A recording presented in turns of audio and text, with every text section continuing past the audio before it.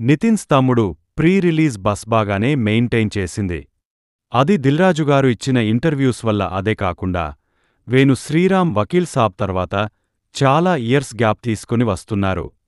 లయగారి comeback film and వర్ష సప్తమి గౌడ లాంటి actresses. అన్నిటికన్నా ఇంపార్టెంట్గా నితిన్ గారు ఒక స్ట్రాంగ్ కమ్బ్యాక్ కోసం వెయిట్ చేస్తూనే ఉన్నారు. అండ్ ముందు నుండి ఇది రెగ్యులర్ కమర్షియల్ సినిమా అని కాకుండా కొత్తగా ట్రై చేశామని చెప్తూ వచ్చారు director and producer. Trailer and release థియేటర్లో. సినిమా మూడ్ అర్థమైపోయినప్పటికీ ఏం తీశారో చూద్దాం అని ఎక్సైట్మెంట్ అయితే ఉంది.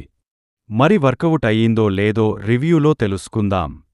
స్టోరీ విషయానికి వస్తే ఇదొక సింగిల్ నైట్లో జరిగే సర్వైవల్ డ్రామా. మన హీరో అయిన నితిన్ వాళ్ల అక్క అయిన లయ్యగారికి విలన్ నుండి ఒక థ్రెట్ ఉంటుంది. ఆ థ్రెట్ నుండి ఎలా సర్వైవ్ అయ్యారు అనే చిన్న పాయింట్ మీద రాసుకున్నారు సినిమా.